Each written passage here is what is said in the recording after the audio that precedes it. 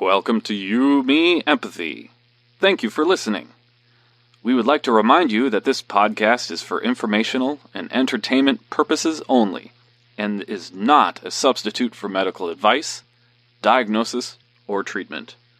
Known as just a silly boy with a feely heart. Please consider supporting the show. Check us out on Patreon or simply leave a review on iTunes. Here's your host and creator of the show, Known Wells. Hello, feely humans. Welcome to another episode of You, Me, Empathy. My name is Known Wells. I am your creator and host of this very podcast.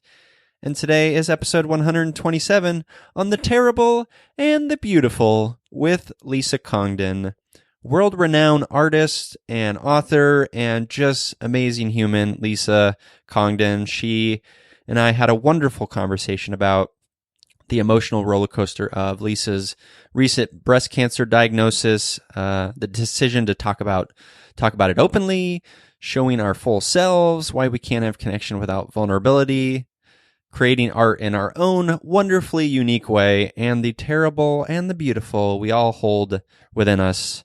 Really enjoyed this conversation. It's very inspiring. If you're an artist or a maker of any kind, this one is going to hit you right in the feels. Shout out to Lisa for being on the show. I really, if you're listening to this, you're the best. Before we get to the episode though, I just wanted to remind you folks that, we are on Apple Podcasts and Stitcher and Google and Spotify, and make sure you're subscribed and leaving ratings and reviews. It's a free way to support the show, and it really does help out the show. The more ratings and reviews this podcast gets, the more the robots show it to other people. And we need more empathy and maybe perhaps fewer robots. But so make sure to do that. Give us a follow at You, Me, Empathy on all the places, at Feely Human for all things Feely Human Collective, which is my upcoming collaborative mental health community that's launching in about a month. It's coming to you in May. I promise. That is what I'm committing to, is May. I don't have a date, but the date should be set very soon. I'll be sharing about that over on Feely Human. So check out at Feely Human on Instagram and elsewhere. And go to feelyhuman.co, that's feelyhuman.co, to sign up for the newsletter and learn a bit more about what the Feely Human Collective is all about. Let's see, what else? I guess that's it. Thank you for being here. I hope you're doing okay. This is another episode that was recorded prior to coronavirus, and we are in the quar, or in the coronavirus time, and it's stressful. It's weird. It's a first thing. It's a first thing. It's a first time for all of us. So be kind to yourself. Be gentle with yourself. Know that you are worthy and loved. And I hope this episode gives you a little respite from maybe some stress. So pop in your earphones. Maybe go for earphones. Is that what they're called? Gosh, I am old. Earbuds? Maybe that's the right word. Pop them in, whatever they are, into your ear holes, and go for a walk. Get outside, or sit in the backyard. Enjoy some sun wherever you are. I love you. Thanks for listening. Enjoy this episode 127 on the terrible and the beautiful with my guest, Lisa Congdon.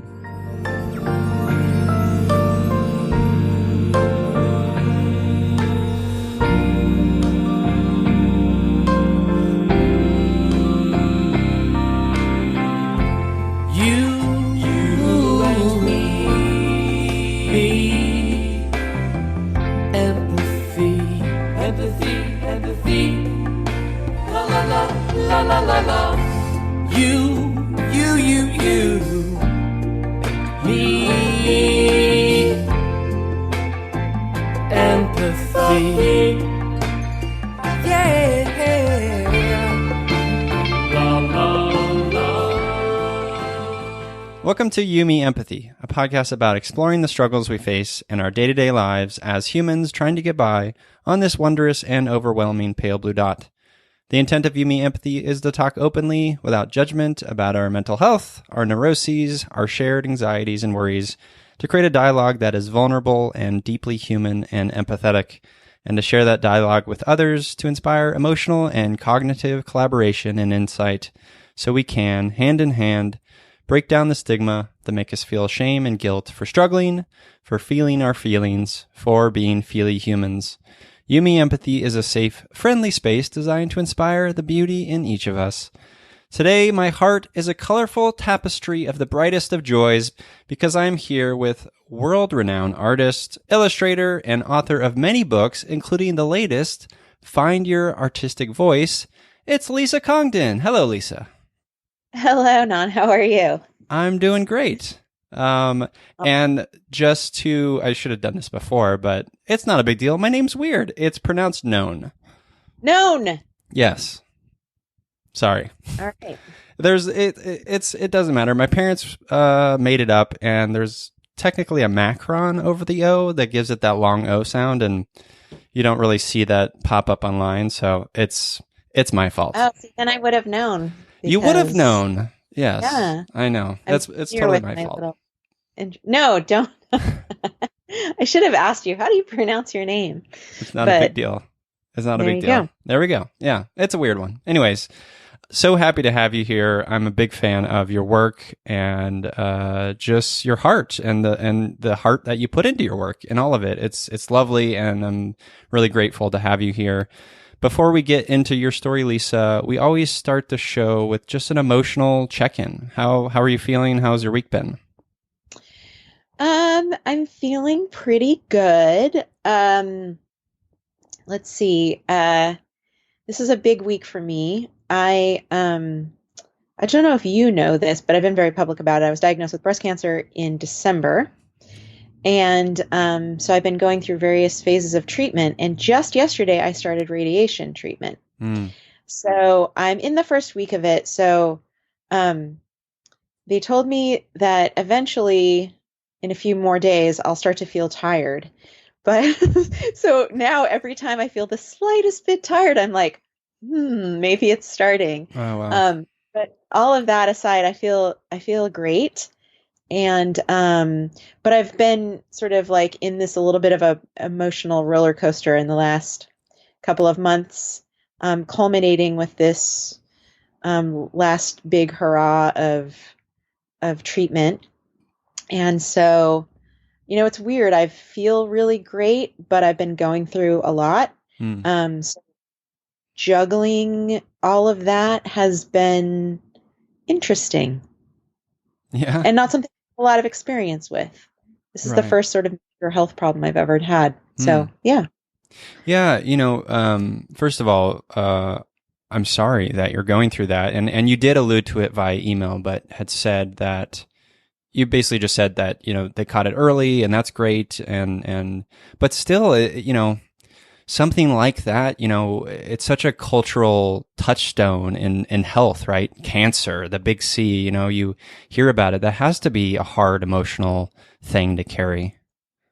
It is, in a way. And it's like, when I first got the diagnosis, I was like, because I'm a pretty public person, and have a very large Instagram following. And so I was like, what do I do? Do I talk about this or do I not talk about it? Because I really felt like I did have a choice, but I weighed the sort of the pros and cons of talking about it openly. And part of the reason that I decided to talk about it was because I knew there was this whole world out there of cancer survivors, of which now I am a part. But I knew that if I didn't talk about it and rumors started, that because cancer means so many different things to different people, I didn't want people to assume things based on their own personal understanding of what cancer means to them.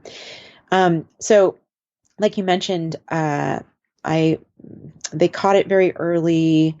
I had surgery to have it removed. I don't have to have chemo.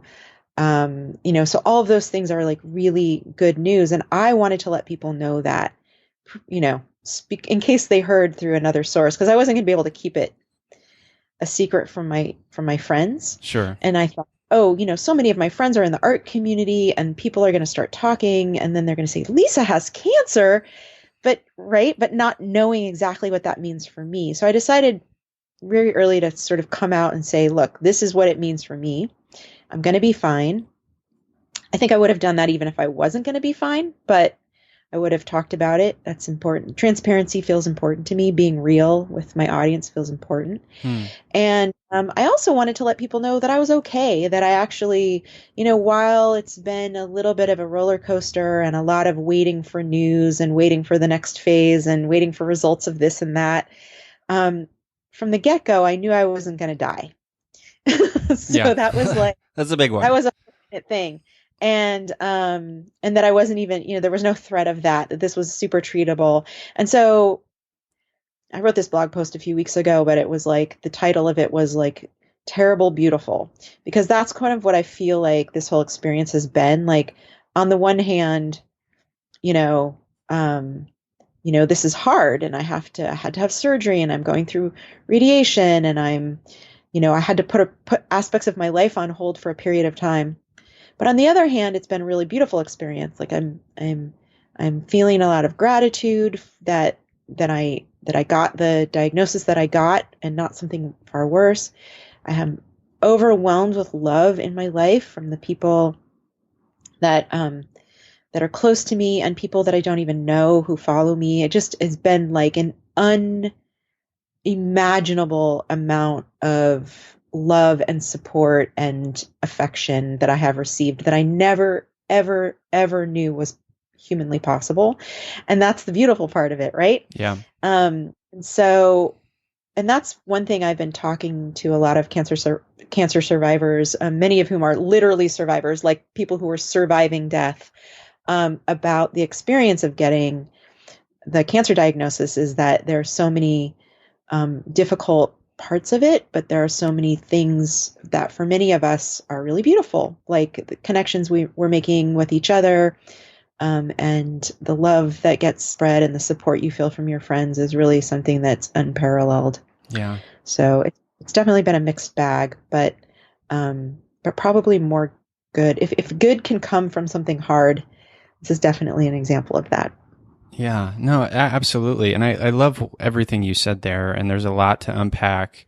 What I love, first of all, is just you deciding to just own your story, right? And that's kind of like the one piece of it that I appreciate maybe the most, is the fact that, like, yeah, you are a big name and a lot of people know you, and you didn't want to, you were cognizant of that, right? And so you wanted to, like, let's get this out there. Let's share. Let's temper any worry, right? Let's get ahead of any sort of, the sky is falling sort of reactions, and let's just say, hey, I'm going through this. I'm going to be okay. And then the most, I guess, beautiful part of it is, and you spoke to it very well, is it's just the vulnerability that can connect us, right? Like, you sharing your story and you saying, like, hey, this is what I'm experiencing, allows for other people in. And that's the beauty of, we talk about it a lot on the show. That's the beauty of, what good that sort of sharing can do online and social media. That's the good side of it. And it's a beautiful example of that. Yeah, it's been, I keep a lot of parts of my personal life private, but I've had other health problems over the years and never talked about them at all. This felt different to me, and part of that is because, I think because it was going to sort of occupy my brain for so long, I was like, oh, I can't actually push this to the back burner. I need to be open about it because I'm having a lot of feelings about it. Like, experienced a lot of anxiety and depression, like in the first month after my diagnosis, that felt unfamiliar to me, or at least unfamiliar in any time in kind of the recent history of my life. And I wanted to be able to talk about everything that was associated with what was going on with me. So much of that is wrapped up in this idea of being like this super strong, healthy, productive person. and knowing that I was going to have to set that image of myself aside and also be real with people that that's not who I am all of the time. And I think it's helpful for people to, it's like we follow people online and we think we know them. Right. And then something hard happens to that person and you see maybe that person be vulnerable. And that I feel like is transformative because so often we imagine people's lives or creative processes or relationships to be perfect because that's mostly the parts that people show online. There are definitely exceptions to that, people who are really paving the way for showing their full selves. But I've always aspired to not be that person. I want to show the positive things in my life for sure. And there are many. But it's important to me to talk about stuff that's a little bit more difficult or even potentially triggering for people, like mental health or sickness or whatever. Yeah.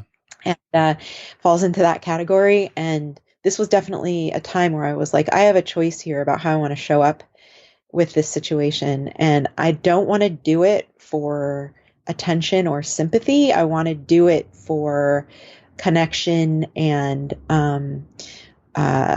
also, yes, like giving other people permission, making other people feel less alone, and also giving people more information about me and who I am, and that my life is multidimensional, you know. And I think it's important for people to see how people work through difficulty in different ways, and I felt like this was an opportunity.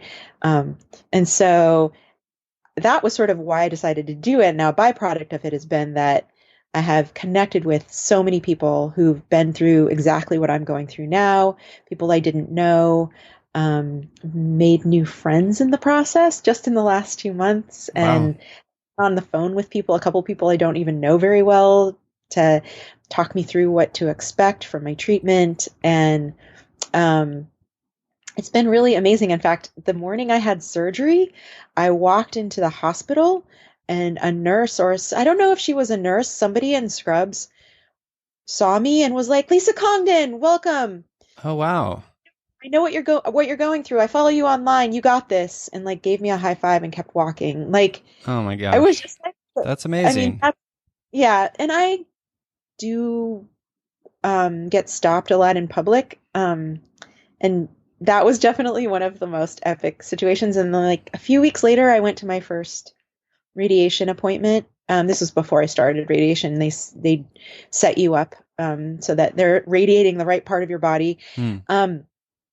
And the office manager who runs the radiation department came out, introduced herself to me, told me that she was a fan, and that if there was anything I needed to just let her know, and gave me her card.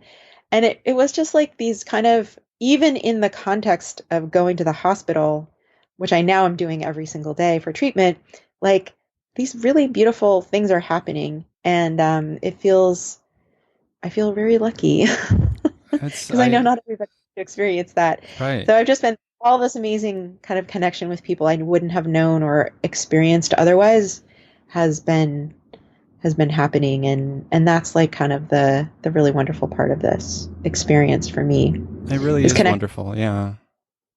And it's such a, it fills my heart to hear that, because it's, there is a lot of I think, discord and disconnect that exists on social media, but I think there's a tide shifting in terms of, real authentic sharing, for ourselves and for others. And I think it can be for both. And I think it, I would argue that it was for you and for others as well when you were sharing, right? Like you had mentioned, this thing is going to be a part of you, right? And how, and you can't put it to the backside or the back burner, as you said. And how is that going to impact your art? I'm sure like you went through all of those sort of like cycles of thought, like, and so sharing it is very much about like, you sort of connecting with this thing that's, part of your identity right now, and getting used to that. And then also this other beautiful side of the coin, which is this connecting thing with other people, and the empathy there, right? Yeah, 100%. In the book that you referenced earlier, Find Your Artistic Voice, which of course I wrote before this ever happened to me. I talk about like as a creative person, it's sort of like, I mean, your voice, is so many things, but really at the core of it, it's your story. It's like everything that informs what you put out into the world is informed by your experiences, even down to very superficial things like your style. All of that is informed by everything that's happened to you in your life. And so if I think that, for me, because part of how I make art is talking about what's happening to me every day, or like the stuff that I care about in the world, that I couldn't do that genuinely without being honest about what was going on. And so that's part of how I made that decision, because my platform is really my art, and my art is so informed by everything that happens to me. And that inevitably, even from the get-go, the news I got was really good. Caught this early, not, like, I'm going to be okay. Yes, my life is going to be inconvenienced for a couple of months, and I might experience some pain and discomfort and fatigue, but all in all, I'm going to be okay. I could have chosen not to say anything, but I think part of why I did was those things are all big parts of my life that are impacting my work and how I'm feeling. And that was important for me to just be transparent about. Yeah. And I think that not everybody can do that publicly, and that was a choice that I made. But I don't regret it at all now, because it feels like my connections, how I'm sure you know this, but like, one of the things that Brené Brown talks about, for example, is how we can't have connection without vulnerability. Like you can't actually connect with others. And so as a person who is interested in making connections with other people, not just in person, but also online, through my platform, it's important for me to not every single day, but often enough, tell real stories about what I'm going through. And this was a very real story about what I'm going through. And it felt important to share. And the profoundness of the connection just in the last 2 months is something I've never experienced. And I've shared a lot of vulnerable things over the years, a lot. And this was definitely the sort of what I got out of sharing this far exceeded what I might have gained by keeping it private. So that was, in hindsight, it felt like my gut feeling was, this is something I need to talk about. And I think even if the diagnosis had been far more serious, I still would have talked about it, and might have even been more important. But that life throws you unexpected curveballs, and showing up for them in certain ways is important, and being very present with what you're going through is important. And that felt imperative to me. So here we are. Here we are. Yeah, I'm so grateful you did share. I want to go back to something you said about feeling kind of the terrible and beautiful all at once. I think that's an important point. There's a book. Have you ever read the book? It's called, I think the title is Everything is Horrible and Wonderful, or something like that. The author is Stephanie Whittles-Wax. It sounds right up my alley. Yeah, it's amazing. So it's basically about her relationship with her brother, Harris Whittles, who was a stand-up and a writer. He wrote on Parks and Recreation, etc. And he died of a heroin overdose. And it's about her relationship with that. And I just, other than it being an amazing book, it's also a title of a book that I just love, because it's so reflective of what we humans are, right? We are all the things at once. We are the ebbs and flows. We are the terrible and beautiful. Can you tell me a little bit more about like how sort of coming to terms with that, that reality for yourself has been? Well, I think for me, I my mom will tell you that when I was a little girl, she would say to me all of the time, and this was probably a reflection of how I was to a certain extent. She'd say, everything is always so black and white with you, right? Hmm. And I internalized that, but I think to a certain degree it was true. I sort of saw the world in this very binary, lens, right? That either someone is good or they're bad, and so, or things that happen to you are either good or bad, right? And things need to be sort of compartmentalized. And one of the greatest gifts of getting older was the slow realization that nothing could be farther from the truth. And the problem with thinking about the life in those terms is that often, I would be like thinking about, for example, thinking about myself. So let's say I had made a horrible mistake.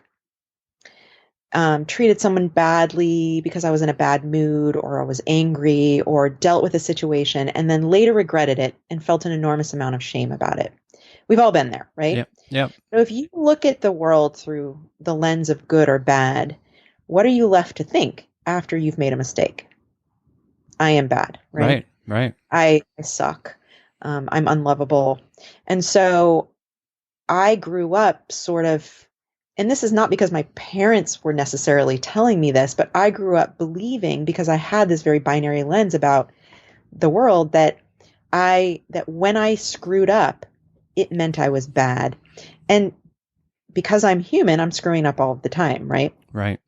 And and I think I learned later, I'm not alone in feeling this way, that a lot of people have this very sort of black and white view and therefore of themselves. And so we have very little compassion for ourselves, very little forgiveness, because we are either good or bad. And as I got older, went to therapy, became wiser, not just because of therapy, but because of living and making all of these realizations and having relationships and working on myself, over time, I realized that that human beings are neither good or bad, right? We're a mix of all kinds of things.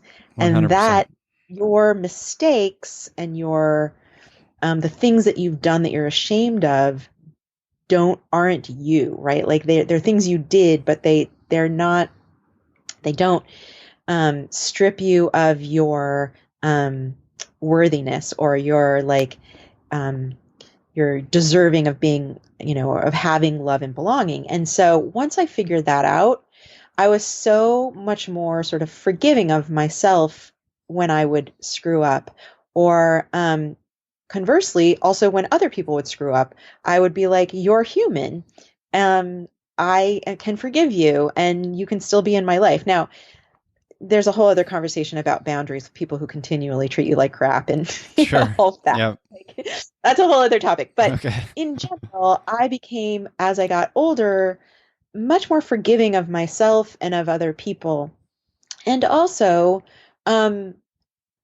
more accepting when hard things would happen to me, right? So for example, something in my life would happen that would maybe I didn't even cause it. Maybe it's something I didn't even blame myself for, but that was hard. Something like what just happened to me now. I can so much more easily invite that experience into my life because it's neither good or bad. It just is, right? And be present with it. And that is a much easier way to live than constantly judging every situation, every person, yourself, constantly.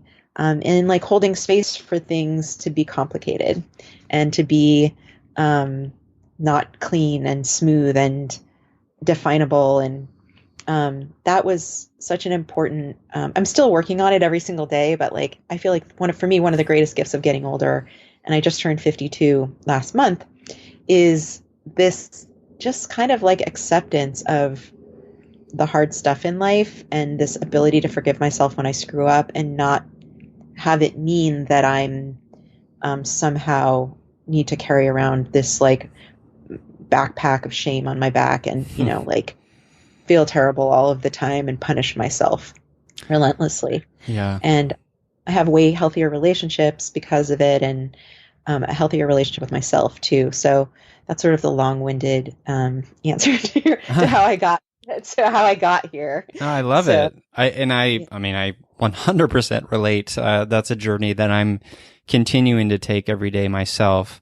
It's hard. It is hard. It's, I don't think I sort of had the binary piece of it, but I still, and to this day, I'm 38. I still struggle with the feeling of, I make a mistake and then sort of I'm consumed by this, belief that I'm unworthy, unlovable, all of these things. And it's, I always tell people, and I know you know this, but it's just a good reminder that like, we really have to work on ourselves first to be able to really bring that to others, others in relationships, others in friendships, etc. yes. Yeah, it's hard though. Yeah. It's so hard. It is hard. I think that like once I began to see how what the work I had done on myself or that I was doing on myself was positively impacting my relationships, my ability to sort of let people be themselves and figure things out, it sort of saved me from, this need to sort of fix other people or to fix situations or to try to control everything in a way that like freed up all my time and energy to just be more present. And I mean, this is daily work. It's not like I woke up one day when I was 48 and was like, okay, I figured it all out. Flip a switch. No. I've entered middle age and I am like fully actualized human being. I still like screw up and feel terrible about it. I still, I still, that part, that little girl who thought about the world in black and white is still always inside of me, right? And I'm still always sort of constantly fighting that urge to, control the universe because black and white things need to be controlled. But if get comfortable with things being fuzzier, then you can give up control and you can be more relaxed, and it's such a better way to live. It truly is. I've as someone who has depression and anxiety and had sort of a past history of eating disorder and stuff like that and suicide, like there was a lot of controlling stuff that I certainly had no control over, and there's so much anguish. I guess the point is so much anguish in trying to control things we do not have control over. It's a lesson I've learned and continue to learn. So this idea around sort of allowing the sort of all of us, the humanness, the good and the bad, the messiness, the feely human, as I call it. I love all those characters. Thanks. Yeah. Sort of allowing that for yourself, like how has that informed your art? And has there been a journey of like, early on trying to maybe control too much, and are you finding freedom and sort of the not controlling and allowing it to just sort of go where it goes? Well, I think that for me, art was one of the teachers, or one of my teachers in terms of releasing control. Because ultimately, like, the picture of what you want to create is always just in your mind, right? And your ability to translate that into something that looks like what's in your mind is not always possible. And so, as you build more skill in whatever it is you do creatively, you're more likely to be able to translate that. But whenever you're first starting out doing anything new, whether it's writing or drawing or painting or making music or dancing, whatever, like when you're in the beginning phases, you're more likely to sort of not be in that flow state where things are coming out of you and they're coming out and they're looking good and you're happy. And so that phase of, beginning or being a beginner is I think the greatest teacher in terms of like letting go of being in control or having things be perfect if you are a perfectionist.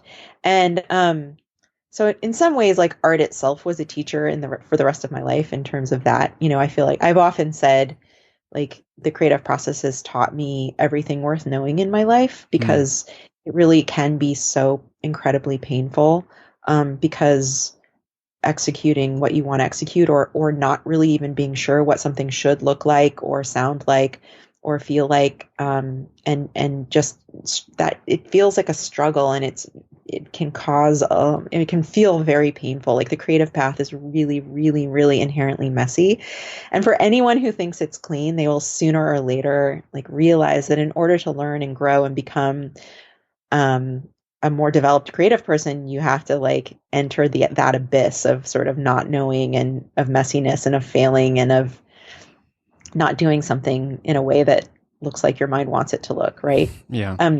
In Find Your Artistic Voice, I talk about like the beginner gap. And actually it was Ira Glass, I think, who coined that term originally. And it's like this chasm between what your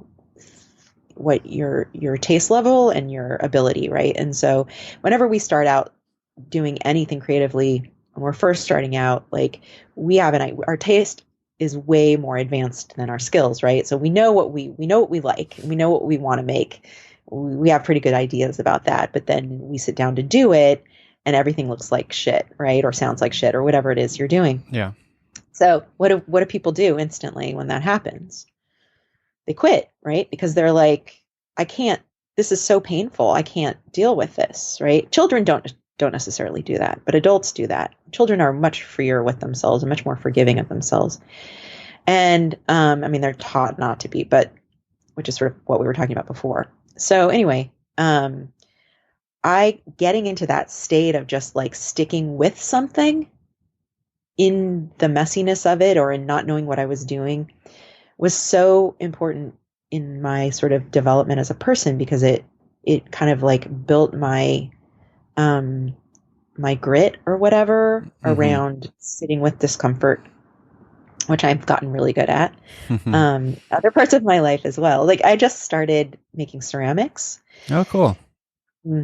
Last year. And now I'm really getting deeper into it. And so people are always asking me, how's your ceramics going? And I'm like, it's so exciting and so frustrating all at the same time. And that's because, there's like all this chemistry in ceramics that you can't control, or you can't control unless you know what you're doing. And so, things have blown up in my kiln, and I've like spent hours working on things that looked horrible after they came out of the firing, just all the things, like, you just have to give up control. And like, I'm like, oh wait, I'm a beginner again. Like, I've gotten really good at painting and drawing because I've been doing it for 20 years, but like, this is totally new. Oh, I remember what this feels like. And I feel like it's super important to, experience that. And so I actually, when I'm feeling that sort of like lack of control in my creative process that you were asking me about, I have to try to remember, like, this is good, right? This is like, this means I'm out of my comfort zone. This means I'm trying something new, which really is at the heart of creativity. Because if you made the same painting or drawing every single day, it would be boring, and it wouldn't really be a creative process, right? Right. Right. Doing something new, trying something new is really like creativity. That's the definition of it. And so I try to remind myself that when it's painful, or when I feel like I don't have control over what I'm making or doing, that I'm actually learning and growing. And I learned that lesson pretty early on. I'm self-taught. I never went to school. So I would just sit around and make things in the privacy of my own house until I felt comfortable enough to share what I was doing. And I had no one telling me like, that sucks, but don't worry about it. It'll get better. I had to sort of figure that out on my own. And fortunately I did. So it's really just a matter of continuing to show up, even when your idea of what you want to make is, so much more advanced than what you're able to do at the time being. So, right. How much is our, like, I would call myself a creative person. I don't paint or make art in the traditional sense, but so this question comes from that context. Like, how much of sort of being an artist is about sort of we talk about letting go of the control and sort of being in the discomfort. How much of it is about sort of even letting go of the shoulds that we're thinking that we should be doing, like it should look this way, or the influences of our culture, other people in the art world, like this is what art should look like, this is what it should look like. How much are we informed by that, and how much should we maybe not sort of pay attention to that, or maybe pay attention to just a little bit of it? Or what are your thoughts on that? Yeah, I think that's such an important question. I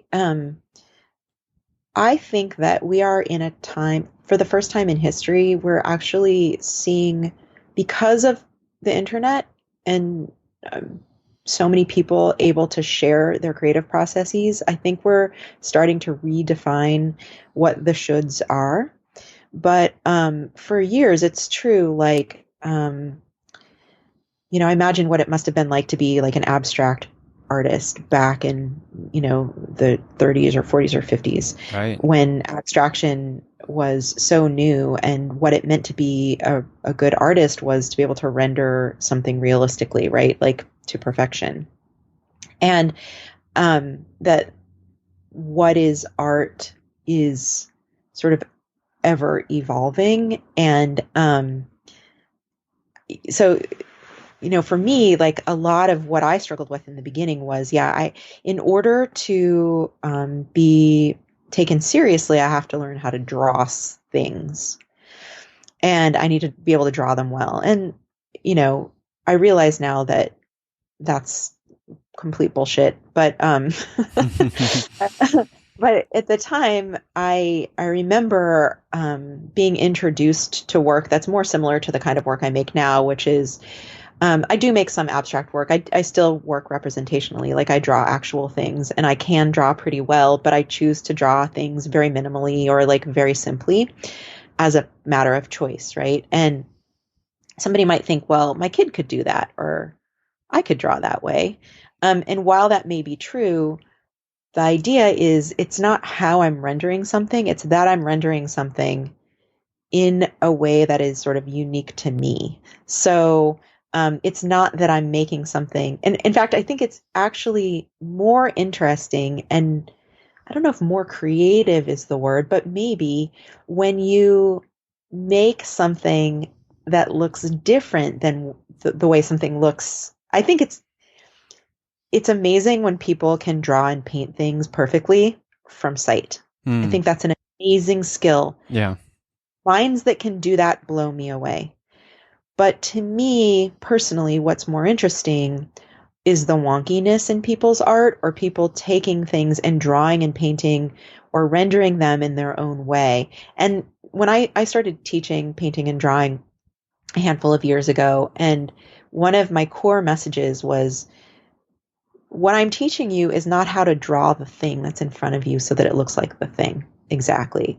I'm teaching you a creative process where you can get to the place where you're drawing that thing in your way. And that all the ways that your work looks different from the actual thing is what makes your work special, not bad. And that was a process I had to get to myself, right? I remember I had like terrible imposter syndrome when I first kind of started to make a living as an artist, because I was like, well, I didn't go to school, I didn't learn the proper way to draw, and I had all of this pressure on myself to learn to draw and paint realistically. And I went through this phase where I just drew portraits of famous people and would copy photographs of famous people and try to get really good at that, even though it wasn't bringing me a tremendous amount of joy. It just felt really cheap. What I really wanted to do was probably more what I'm doing now. And I finally freed myself up to get there. And when I finally freed myself up to sort of develop my own personal style that I eventually kind of got to, was when I started having fun, and when my career started to really take off and people started to really respond to my work. And so I think we do need to pay attention to those voices if they exist for anyone listening. And it's important to remember that, like, your voice as an artist, if you aspire to make art or be a writer or a musician or a dancer or anybody who does creative work, a maker of any kind, is your voice or your work are like sort of what makes them special is what's different about them and what's wonky and potentially even messy or you know, whether it's intentional or not. And that is, I don't know, so much more interesting and exciting than learning to make art in one specific way. And I do think that the art world and the art community appreciates that too. And we're seeing more and more examples of it out in the world now because more and more people are able to share their creative process online. Yeah. And the world is much smaller. So we're seeing all these different examples of what it means to be an artist and what it means to make art and what that art can be about. And it's really kind of an exciting time, actually, I think. Yeah. And, I think what you're saying very beautifully is ultimately the art needs to come from, like, it's sort of like a mirrored process, right? Like, we as me as an artist or a maker, like my own sort of wonkiness, my own sort of humanness needs to be reflected uniquely in the art. It doesn't need to be, but like I shouldn't say should. It's a reflection of that. And because we are all, like, I believe, and maybe it's cliched, but we are all unique in that way. And we can all bring ourselves to the thing, because we're the one doing the thing, and that's right. our sort of unique thing. Like that's right. There's no one like you in the world. Exactly. My friend Andy Miller, who has this great podcast called Creative Pep Talk, he's also an illustrator, and he talks about it as being you're in your DNA. Like, as much as you might want to try to be an artist that makes work that's exactly like this person who you admire, it's, you might actually even get called out for copying that person. But like, really, ultimately what you make, unless you're tracing it directly and copying it directly, even if you're trying to riff off somebody else's idea, it's always going to be yours. Because you are you, and your hand is yours, and your brain is yours, and the way things get translated through your brain is yours. And like, and that's actually such a cool thing.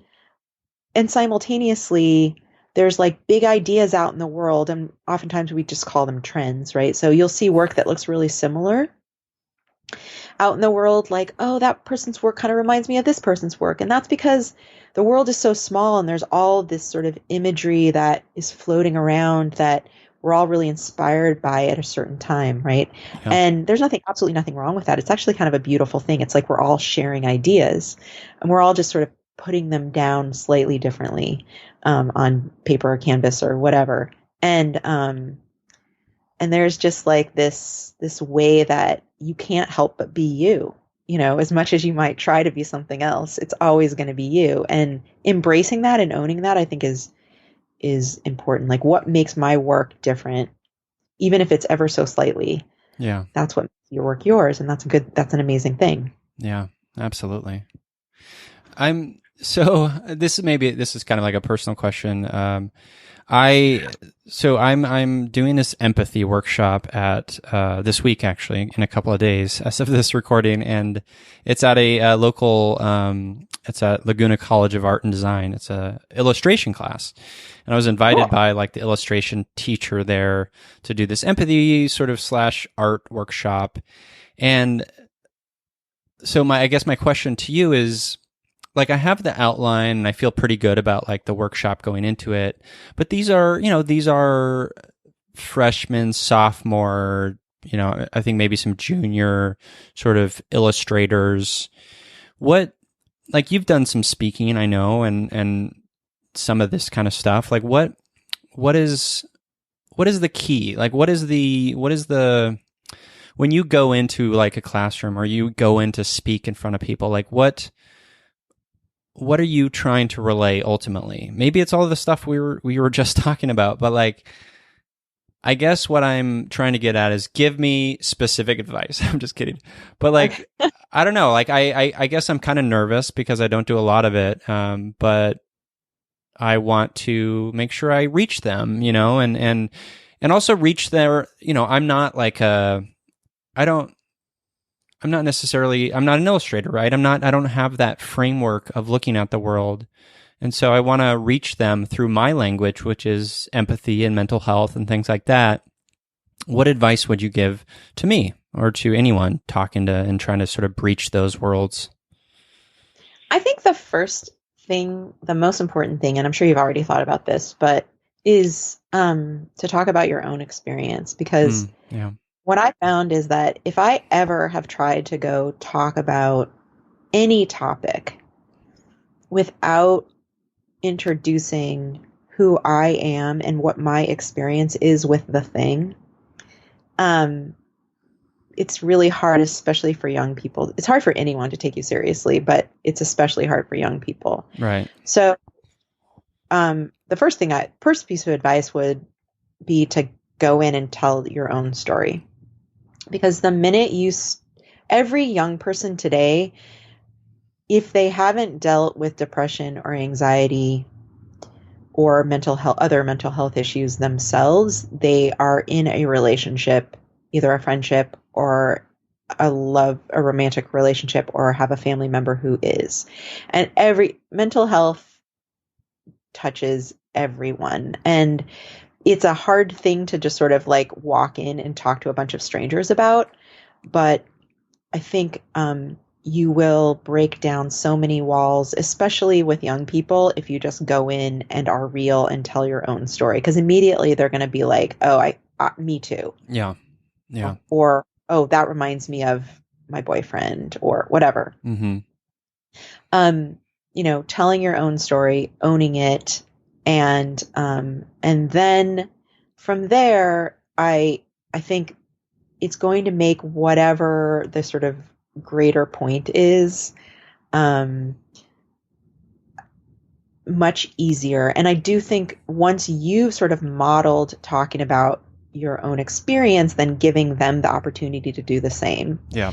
At some point, you want to introduce and do your lecture or whatever, but and give them a framework for thinking about mental health and empathy, but also then give them the opportunity to talk about their own experience, because that's really where connection happens, right? You're being vulnerable. That gives me permission to be vulnerable too. And I'm imagining that this teacher has invited you in because he or she probably smartly is thinking like, I think their work will deepen, or their understanding of their own work and their own creative process will deepen if they have a better understanding of themselves. Yeah.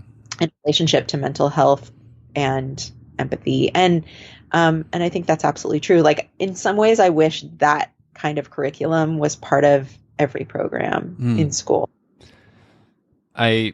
My goal is for that to be, and I thank you so much for that advice. And is the plan. And so thank you for validating that. I really appreciate it. Yeah, that's the goal. Like, this is actually a really awesome opportunity. I'm doing it at LCAT and Chapman, and the goal, like, I've been building this like new sort of collaborative mental health business that the goal is really to get into businesses and do workshops on empathy and mental health and stuff, fully. But, I'm one person, so it's going to take some time. But yeah, this is a good first step, and I'm pretty excited.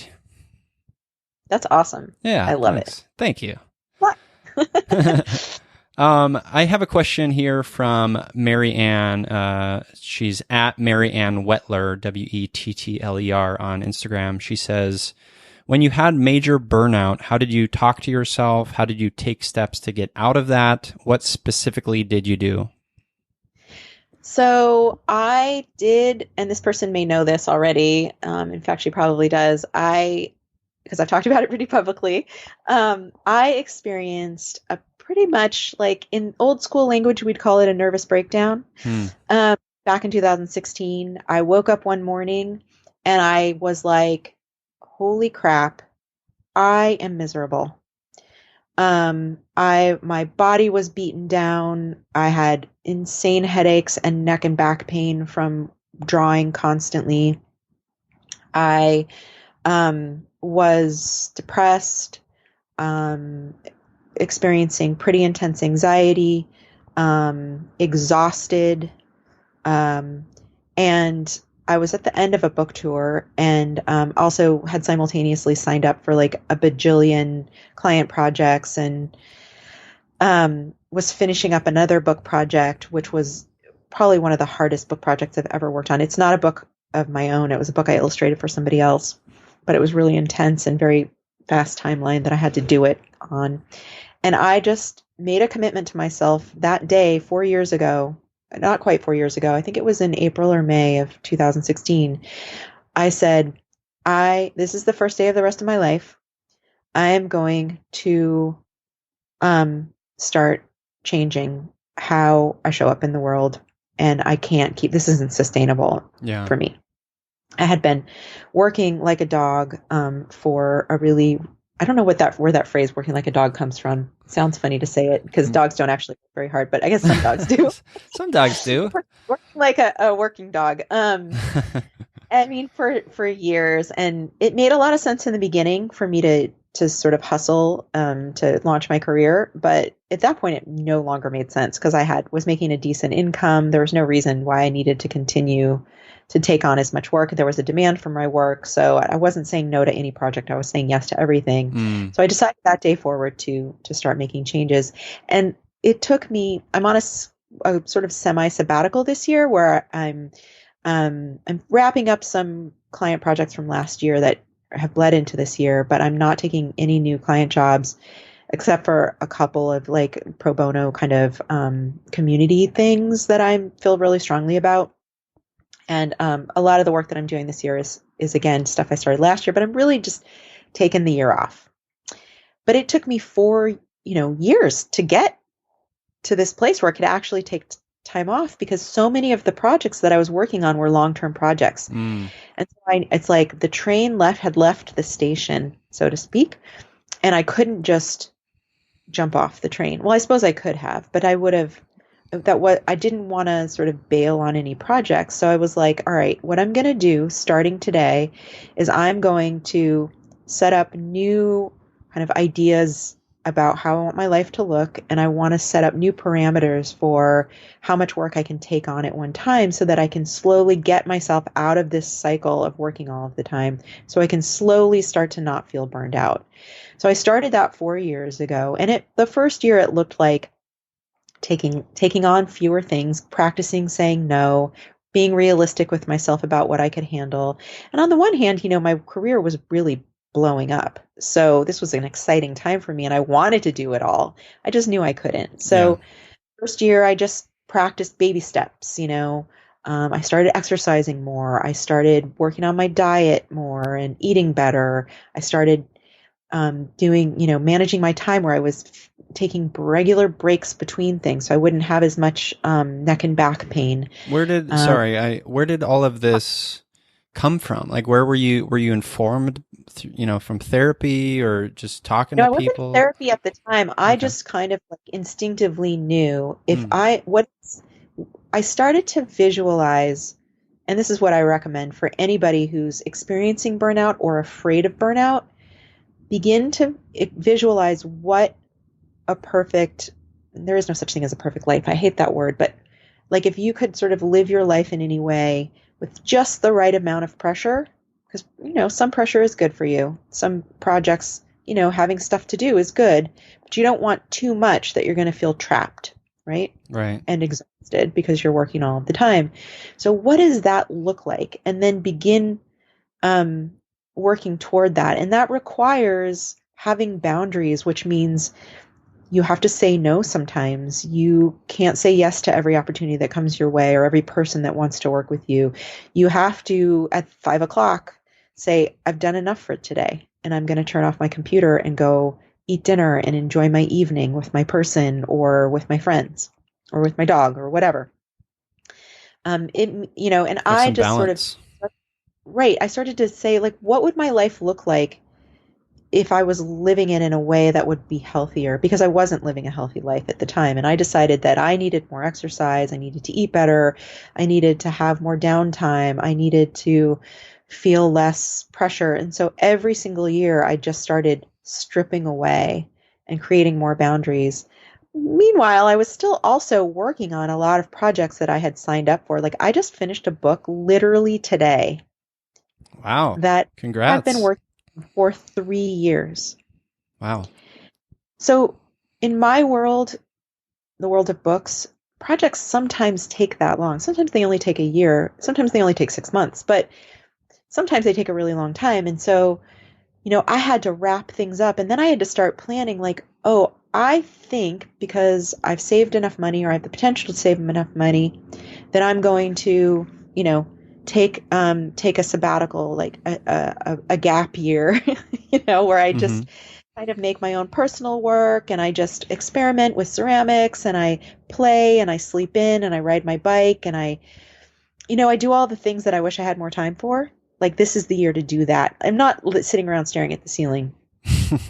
Nothing. I'm definitely like, and it was I actually can't really imagine good you doing that. for a cancer diagnosis too, because I'm like, I've had to rest a lot, and Yeah. it's good that I have my usual work schedule. Last year was a little bit nuts because I was working really hard to wrap things up by this year. And, but I finally got here. And so now this year is about, okay, I'm over the burnout. I don't feel burned out anymore. I'm going to take this year, enjoy my, you know, my experience of living a slower life. And now I'm going to start to think about my future.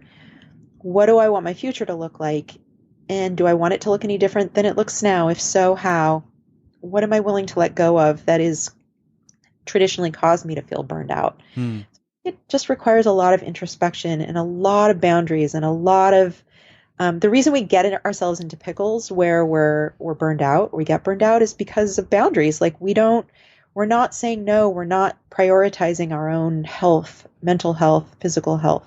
Yep. And you really have to put yourself first in order to not burn out, or in order to not burn out. And that was so hard for me because I'm a people pleaser. Same. And Recovering people pleaser. yeah, same. And so you'll notice on my Instagram, there's a lot of art and posts about that, about, putting yourself first and having boundaries. Yeah, I love your notes to self print. To self, yes. Yeah. That came out of that exploration. You asked, like, were you in therapy? Was anyone? No, not, I mean, a lot of this just came from trial and error, me thinking about it, journaling about it, talking to friends about it, reading about it, getting permission from other people who have also been doing this work. And so it's still something I'm working on every single day. Yeah. It never ends. And but I'm getting there slowly.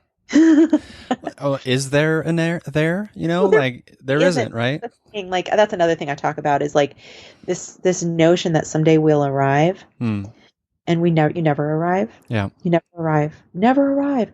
And that's like, oh, that's terrifying and horrible. But it's also like really amazing when you think about it. Like that's, if you can just relax into the fact that there's always going to be another challenge, but it's also an opportunity to learn something and to grow or to connect with another person, like then it's maybe not so terrible. Yeah. I love everything you said. And it's such because you're right. Like there's such when we're like in the sort of like fervor of like doing our thing, we're passionate about this thing, we're passionate about it, we're doing it all the time, and it could potentially lead to like us becoming sort of disenfranchised or feeling less excited about the thing because we're just in it all the time and we're not creating the space for the introspection and the balance that you're talking about, or just to be present. Like we are. Like I realize like I'm part of this like capitalist machine that wants me to be super productive. And by the way, I teach like a like top selling class on Creative Live on productivity.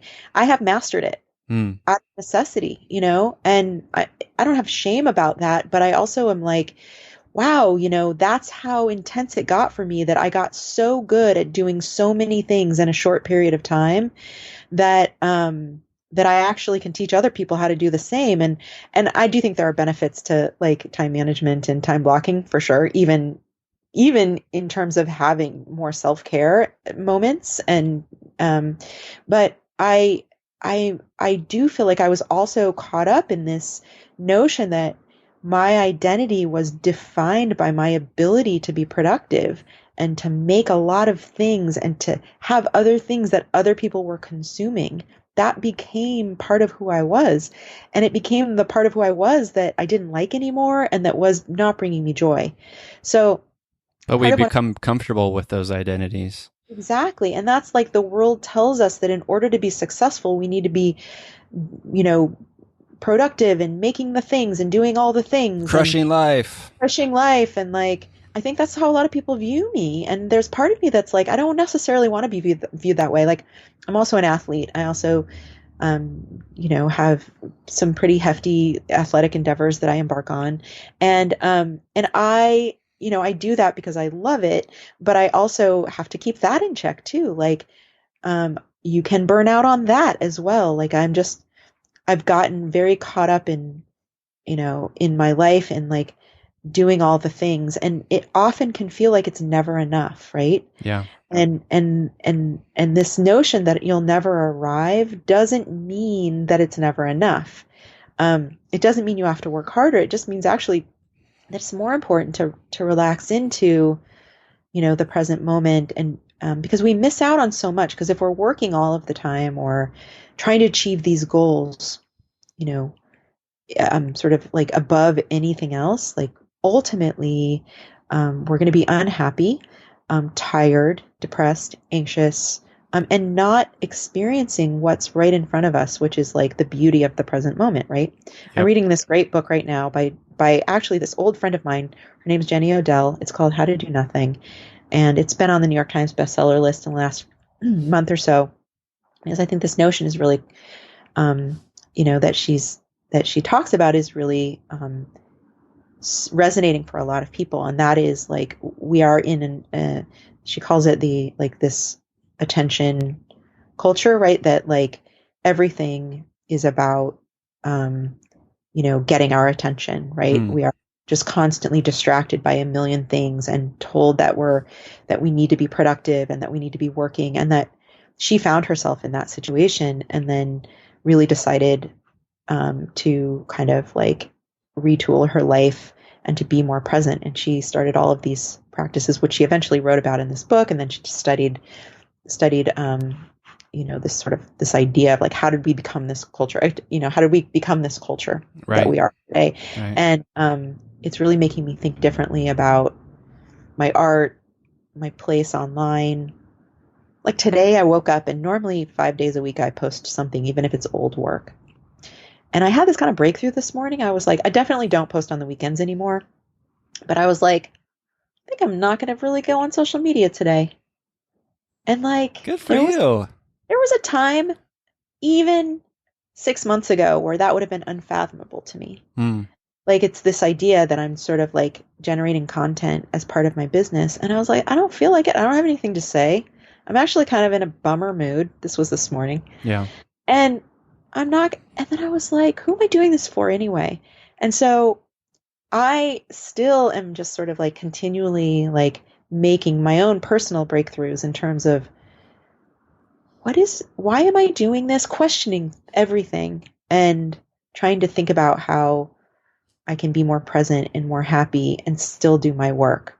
But not feel exhausted and burned out anymore. And that's such a long answer to Marianne's question. But I'm impressed you remembered her name. I think that's her name. Yes, that's her name. Good job. It was a beautiful answer to Marianne's question, and thank you, Marianne, for that question. So we'll start to wrap up. I'm curious, like when with 2020 being sort of the year of this sort of semi-sabbatical, lots of bike riding, sleeping in, sort of what you have a book that you just finished. Like what are you working on? What is going on sort of art-wise?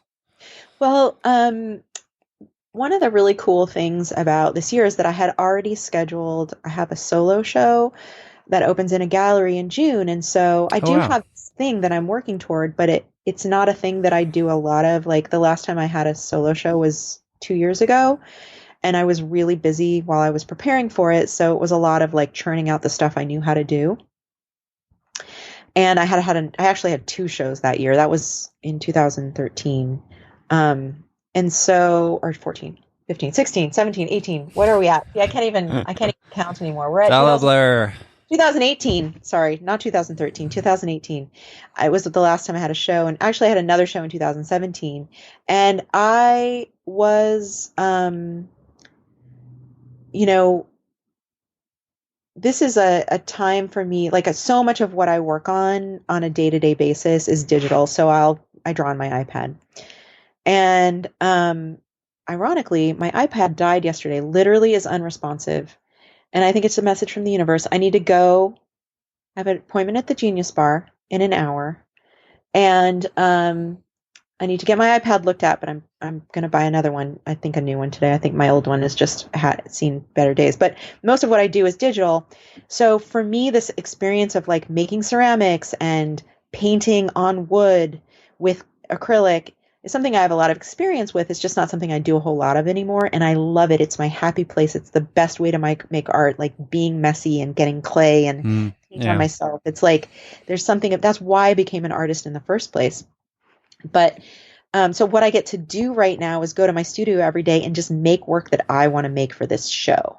So that's mostly what I'm doing, and like messing around with ceramics and having it be okay that they're not perfect because I'm not selling them, most of them, and no client is telling me how to make them look. And I just get to go be creative in the way I want to be creative.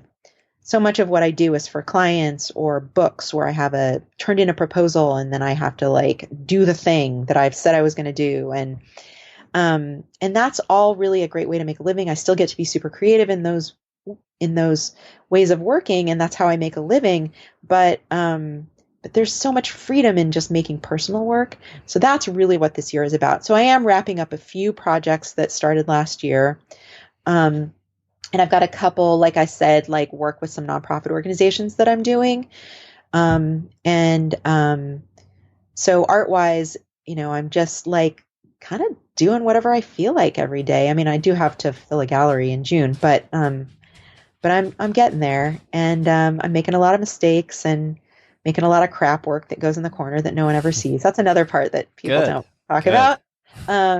And it's not stressful because I have the luxury of the time to sort of do that kind of messy experimentation kind of work. Yeah. So I'm pretty happy about that. And I'm traveling a little bit this year. Good. And some of that travel will involve some art making too. So that's going to be super fun. That sounds all amazing. And I'm so happy to hear it. Where is the in June? Where is this going to be a public gallery? Yeah, so it's a gallery in Portland called Stephanie Chafas Projects, and the show opens on June 6th, and it'll be up, I think, for like a month and a half. Amazing. Her shows currently run pretty long, and so if you're in Portland this summer, come see it. Yeah. My sister-in-law, Vanessa, if you're listening, go see it, because you live in Portland and you don't have an excuse. Lisa, we always wrap up the show talking about our empathy heroes. These are people we know personally. It could be even authors we love or characters from books or movies. I will go first to give you a moment to think on your empathy hero. My empathy hero this week is I think probably someone I've used before, but he came to mind because I watched the adaptation of one of his books on screen this past week. It's Jack London, the author of some of my favorite books I read as a kid. I've told this story all the time on the show, but like I'm very much drawn to characters out in the woods with dogs. So Call of the Wild, White Fang, Where the Red Fern Grows, like all of those sort of adventure tales I've always enjoyed. And we, my wife and I and our friends Raymond and Loretta recently saw the Call of the Wild with Harrison Ford. It's a little cheesy, but it was actually really sweet. Where did that come out? What's that? What year did that come out? It just came out. It just came out like last. Yeah, it's like a new adaptation. All right. And it's actually really sweet, and I cried a bit throughout. It's very heartwarming. It's PG, so it's very heartwarming, and they pull all of the punches, of a traditional Jack London story would have, but it's very sweet, and it just made me think about how Jack London's characters I connected to so much as a kid, and feeling alone as a kid, and feeling not safe as a kid, and having that safety in his characters and in his his dogs as well. So Jack London is my empathy hero this week. How about you? Well, I have so many people in my life who have modeled empathy for me. And I actually, the person that I often talk about as my role model is actually my wife. She is, actually one of her coworkers told her they were on a retreat where they all got really vulnerable with each other as part of some of the activities they were doing together. It was like a team building retreat. And one of her coworkers told her, like, you are one of the most empathetic people I've ever met. And I have often thought that about her as well. She's very willing to take on other people's perspectives, and very hesitant to judge, and is the most comfortable with people who are different from her of almost anyone I've ever met.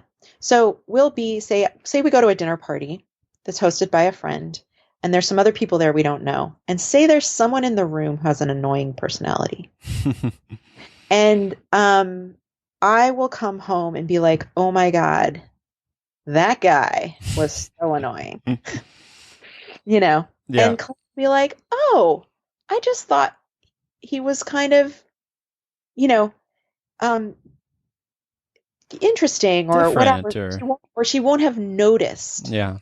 And there's this way that she sort of gives everyone space to be themselves that has been so wonderful for me to watch. We've been together for almost 12 years. And so I'm, I've gotten very used to it. I mean, it's not like she doesn't come home occasionally and say that person was really annoying. Right. She is human after all. She's human for sure. But there's this way that she is so generous in terms of how she allows people to be themselves, even if that person is different, and how she kind of, is also just very, when other people are going through difficulty, how easy it is for her to be present with other people in their painful moments. And that is, I just think it's a beautiful thing. And so I live with a role model, I'm lucky to say. And I also just have a ton of mentors in that arena. I could go on, but she's kind of my number one in many ways. Yeah. And sorry, I missed her name. Clay. Just like, yeah. Well, yeah. She sounds amazing, and that is a beautiful gift that we can give each other. And I'm grateful that you have her in your life. Same. Yeah. Yeah. Well, Lisa, where can the Feely humans out there connect with you, buy your books, all of that sort of stuff? So the two best places to find me are my website, which is lisacongdon.com, and on there you can see the classes I teach and the my online shop where you can buy things that I make, and find all the links to my social media. Really the only social media I'm on is Instagram. I'm not on Facebook anymore. So, and that's really the other place to find me is at Lisa Congdon. Just my first name and my last name. The advantage of being an early adopter. Yeah, I'll say. Get your name, or in your case, your Instagram name isn't your actual name, but you probably would have no problem getting it because your name is unusual. Right. Right. But yeah, that's the other place to find me. And I post there, like I said, almost every weekday, my art, my thoughts on life, and some tidbits from my personal life in stories as well. So that if people want to connect, that's where to find me. Lovely. Well, Lisa, thank you so much for being a guest on Yumi Empathy. And I really, you truly are an inspiration, and your wisdom is so full and comes from the heart, and I just so appreciate you. Thank you so much for having me. This was really a great conversation. Oh, happy to have you. And listeners, as I always say, I'm here, you're here, we're here together on this wayward, overwhelming, awe-inspiring pale blue dot. We have each other. It's you, me, empathy.